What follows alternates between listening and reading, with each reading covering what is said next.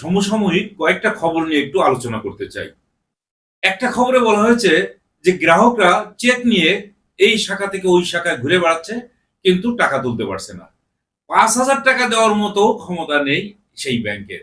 সেই ব্যাংকের নাম হচ্ছে আইসিবি ইসলামী ব্যাংক। এইটা একটা খবর। আরেকটি খবর হচ্ছে দুবাইতে বাংলাদেশের ৫৩২ জন আবাসন খাতে বাড়ি কিনেছেন, তারা অ্যাপার্টমেন্ট কিনেছেন। আরো খবর হচ্ছে যে প্রধানমন্ত্রী বলেছেন যে এখন থেকে মানুষ এক বেলা নয় ৪ বেলা খেতে পারে। ঠিক সেই খবরের পাশেই আরেকটা খবর দাঁড় করাতে হয়। বঙ্গবন্ধু শেখ মুজিব যে চেয়ার রয়েছে বাংলাদেশ ইউনিভার্সিটি অফ প্রফেশনালস, তারই অধ্যাপক আনোয়ার হোসেন, তিনি বলছেন যে আমি তো একজন মধ্যবিত্ত পরিবারের মানুষ, যেভাবেই হোক না কেন যে বেতন পাই তাতে আমি মধ্যবিত্ত ক্যাটাগরিতে পড়ি, কিন্তু আমি যে ইনকাম করি তাতে আমি এখন আমার ওষুধ কিনতে পারি না। এই কথাটা তিনি যে আজকে নতুন বলেছেন তাও নয়, কয়েকদিন আগে চ্যানেল আই এর তৃতীয় মাত্রায়ও তিনি এই একই কথা বলেছিলেন যে আমি একজন মধ্যবিত্ত পরিবারের মানুষ, যে বেতন পাই তাতে আমার কোনো মতে চলে, কিন্তু বাজারে যখন যাই তখন কিছু কিনতে পারি না। এই কথাটা বলেছেন। এখন ৪টা খবর নিয়ে প্রথমেই আমরা প্রধানমন্ত্রীর খবরটা নিয়েই আসি যে এক বেলা নয় এখন ৪ বেলা মানুষ খেতে পারে। তো এইটা বলতে হবে এই কারণে যে এই সরকারিরে একটা প্রতিষ্ঠান রয়েছে, সেটা হচ্ছে পরিসংখ্যান ব্যুরো, বিবিএস। সেটা ২০২৩ সালের যে রিপোর্ট তারা দিচ্ছে, সেখানে খানা জরিপ করেছে। সেই খানা জরিপে দেখা যাচ্ছে যে বাংলাদেশে পরিবারের সংখ্যা হচ্ছে ৪,১০,০০,০০০। এই ৪,১০,০০,০০০ পরিবারের এমন অবস্থা যে তাদের ২% পরিবার দিনে একবেলা খেলে পরে পরের বেলায় কি খাইতে পারবে কি পারবে না, এইরকম অবস্থায় তারা নেই। সেই হিসাবে দেখা যাচ্ছে যে ৩৪ লক্ষ মানুষ অন্তত রাতের বেলা অথবা সকাল বেলায় কোনো এক বেলা না খেয়ে ঘুমাতে যায়। প্রধানমন্ত্রী যে বক্তব্য উনি দিলেন এক বেলা নয় ৪ বেলা খেতে পারে, কিন্তু তারই সরকারি প্রতিষ্ঠান হিসাব করে দেখিয়েছেন ২০২৩ সালে ৩৪ লক্ষ মানুষ এক বেলা অন্তত না খেয়ে ঘুমাতে যায়। এখন আসি একেবারে প্রথম খবরটাতে, যে আইসিবি ইসলামী ব্যাংক দেউলিয়া হয়ে গেছে।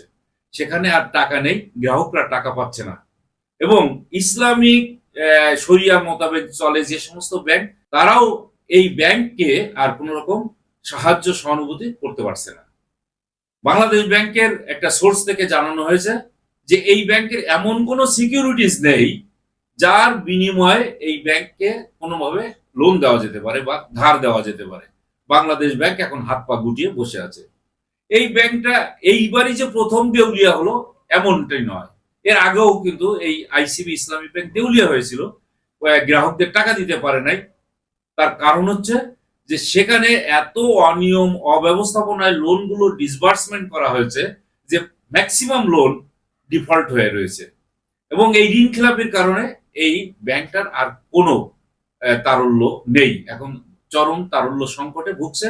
কোথাও কোথাও এই ব্যাংকের শাখাগুলোতে বাইরে থেকে তালা লাগিয়ে বাইরে নোটিশ ঝুলিয়ে দেওয়া হয়েছে যে এখানে কোনো টাকা পয়সার লেনদেন হচ্ছে না, ভিতরে কোনো মতে কর্মচারী কর্মকর্তারা বসে পাহারা দিচ্ছে মাত্র।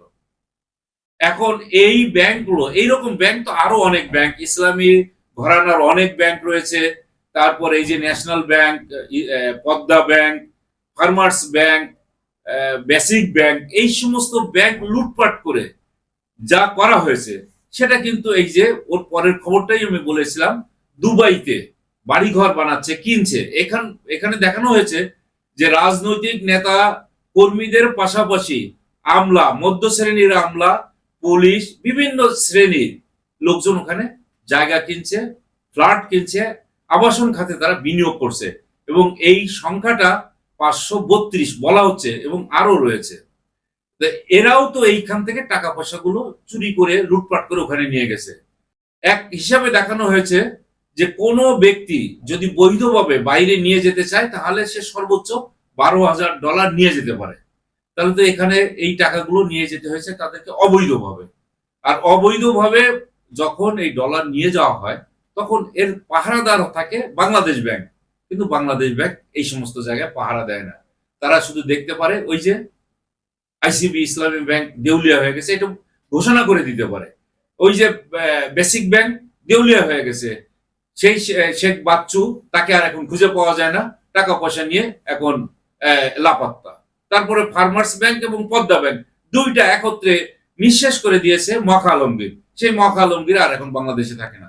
তিনি এবার ইলেকশনও পর্যন্ত করেন নাই। তার কারণ হলো যে ইলেকশন করলে তাকে দেশে থাকতে হবে, হয়তো আইনের কাঠগড়ায় যেতে হতে পারে, পুলিশ তাকে হেনস্থা করতে পারে, এই জন্য তিনি দেশ ছেড়ে চলে গেছেন একেবারে বাইরে। এমনি ভাবে এস আলম গ্রুপ হোক, বিসমিল্লা গ্রুপ হোক, এনএক্স টেক্সটাইল হোক, এইভাবে নানান কোম্পানি নামে বেনামে তারা বাংলাদেশের থেকে, বাংলাদেশের বিভিন্ন ব্যাংক থেকে টাকা পয়সা নিয়ে চলে গেছে দেশের বাইরে। তাহলে এই হিসাবগুলো যদি না রাখা হয়, এই লুটপাট যদি বন্ধ করা না হয়, তাহলে প্রধানমন্ত্রী যতই বলেন না কেন যে এখানে উন্নয়ন হয়েছে, জনগণের জন্য তিনি কাজ করেন, তিনি জনগণের জন্য বিন্দু মাত্র কাজ করেন না। তিনি কাজ করেন এই সমস্ত লুটপাটকারী চোর চাপটা যতগুলো আছে তাদের জন্য তিনি কাজ করেন, এবং তাদের হাতেই টাকা পয়সা যা কিছু আছে তুলে দেন তাদের হাতে। এই জনগণ একেবারে যে বলা হয়ে থাকে, তিনি বলতে চাচ্ছেন যে জনগণের কল্যাণে তিনি কাজ করেন, জনগণের সুখ সমৃদ্ধির জন্য তিনি কাজ করেন। এই যে বলা হলো যে 34 লক্ষ মানুষ না খেয়ে ঘুমাতে যায়, শুধু কি তাই, আজকে দেখা যাবে যে এই যে এখন বিদ্যুতের ঘাটতি, এই বিদ্যুতের ঘাটতি পূরণ করার জন্য শহরে, তারপরে বিভিন্ন রাস্তায় এখন লাইট দেওয়া হয় না, রাতের বেলা অন্ধকারে ভুতুড়ে নগরীতে পরিণত হয়। দেখা যায় যে সমস্ত জায়গায় গাড়ি ঘোড়া চলে, সে সমস্ত জায়গা মনে হয় একেবারে ভুতুড়ে অবস্থা। যে কেউ এখন বাইরে বের হলে এই ভুতুড়ে অবস্থা দেখতে পায়। আর যেহেতু এই রাস্তাঘাটে যে সমস্ত লাইট দেওয়া হয়, এইগুলোর বিল দেয় সরকার, অতএব যেখানে সরকারকে বিল দিতে হবে সেই জায়গাগুলো বন্ধ করে দিল। আর যেখানে জনগণ টাকা দেয় তাদের এই সমস্ত বিল, বিদ্যুতের বিল প্রতি বছর 4 থেকে 5 বার করে এই বিদ্যুতের বিল বাড়িয়ে দেওয়া হয়, এবং এটা করা হয় একেবারে আইএমএফ এর প্রেসক্রিপশনে করা হয়। আইএমএফ এখন এমন ভাবে এই সরকারের ঘাড়ের উপরে চেপে বসে আছে, তারা বারবার বলে দিচ্ছে একটা গোষ্ঠী, সেখানে কিছু মানুষকে সুবিধা দিলেই সরকার নিশ্চিন্তে থাকতে পারবে, আর জনগণকে যত পারো পিষে মারো, তার উপরে ট্যাক্স বসাও, বিদ্যুতের বিল বাড়াও, গ্যাসের বিল বাড়াও, পানির বিল বাড়াও, যত ইউটিলিটি বিল আছে সব বাড়াই দিয়ে দাও, এবং তাদের উপরে বাড়ালেই পরে ট্যাক্স গুলো নাকি খুব দ্রুত আসে। আইএমএফ এর এই প্রেসক্রিপশনে সরকার এখন চলছে। জনগণের দিকে এই সরকারের, বিশেষ করে শেখ হাসিনা সরকারের কোনো অবস্থাতেই কোনো মানে খেয়াল নেই, জনগণের কল্যাণে কোনো কিছুই করেন না। যা কিছু এই যে উন্নয়ন টুন্নয়ন যা কিছু দেখা হচ্ছে বা দেখা যাচ্ছে, এটা সম্পূর্ণরূপে একটা গোষ্ঠীতন্ত্র কায়েম করার জন্য করা হচ্ছে, এবং সেই গোষ্ঠীর কারণেই কিছু উন্নয়ন করা হচ্ছে। আর তাদের দেওয়ার জন্য, টাকা পয়সা দেওয়ার জন্য প্রয়োজনে বাইরে থেকে লোন করে এখানে আনা হচ্ছে, আর এই লোন করেই এবার বাজেট দেওয়া হবে। তিনি আবার বলেছেন যে এবার নাকি বাজেট দেওয়া হবে, খুব সুন্দর বাজেট, কিন্তু বাজেটে দেখা গেছে 1 লক্ষ কোটি টাকার উপরেই শুধুমাত্র ঋণ করে আনতে হবে বাজেটের উপরে, এইরকম একটা নির্ভরশীলতা এই বাজেটে নিয়ে আসা হচ্ছে। এবং এতদিন বারবার বলতেন যে উন্নয়নের শিখরে চলে গেছেন, প্রবৃদ্ধি একেবারে উচ্চ মাত্রায় চলে যাচ্ছে, কিন্তু এবারই তিনি স্বীকার করলেন যে প্রবৃদ্ধি কমবে।